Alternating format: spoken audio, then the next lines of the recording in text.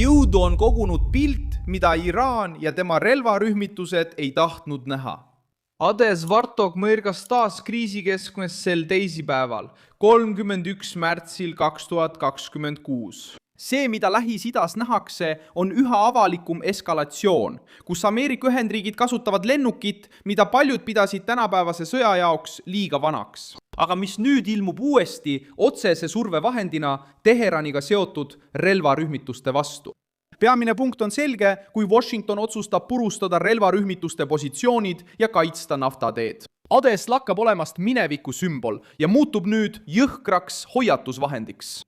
Rünnak, mis tuleb taevast, läbib Iraaki ja tabab Hormusi väina vaidluse südant. Toimus järgnev.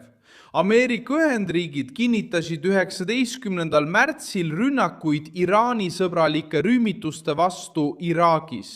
Kindral Dan Kane ütles, et helikopterid ründasid neid rühmitusi, et maha suruda ohud Ameerika vägedele ja huvidele. Mõni päev hiljem olukord halvenes. 23. märtsil rünnati Anbaris rahvamobilisatsioonijõudude ehk BMF-i struktuure ning Reutersi andmetel hukkus vähemalt 15 võitlejat. Ja 25. märtsil toimus kõige tundlikum juhtum. Üks rünnak tabas Rabania baasi Iraagi lääneosas, tappes 7 sõdurit ja vigastades 13. Bagdad mõistis juhtumi hukka kui tõsise agressiooni, samal ajal kui Washington eitas, et oleks sihtinud sõjaväekliinikut. Samuti peab olema selge, kes selles konfliktis osalevad. Ühel pool on Ameerika Ühendriigid oma õhuväe, ründekopterite, valmisolekuvägede ja sõjaväelise juhtkonnaga, suurendades survet. Teisel pool on Iraan ja tema piirkondlik liitlasvõrgustik, eriti relvastatud rühmitused Iraagis, Liibanonis ja Jeemenis. Iraagi puhul on BMF otsustava tähtsusega, sest see ühendab fraktsioone, millel on tugevad sidemed Teheraniga. Ja Iraagi riikliku julgeoleku nõukogu on andnud neile loa enesekaitseks ja rünnakutele vastamiseks nende positsioonide vastu. See detail on väga oluline, sest see muudab Iraagi territooriumi üha enam sõtta kistud piirkonnaks.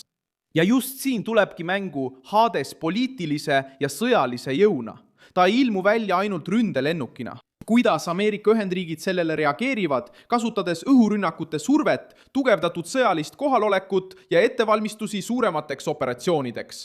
Hadese kasutamist on juba kirjeldanud eriala väljaanded, tuginedes kindral Duncani enda avaldustele.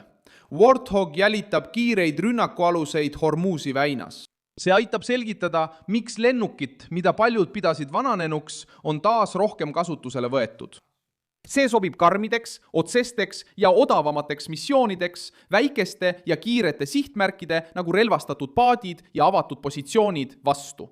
Samal ajal avaldas Reuters, et 1082 õhudessantiviisi langevarjurid on hakanud saabuma Lähis-Idasse, lisandudes umbes 2500 merejalaväelasele, kes saadeti sinna varem.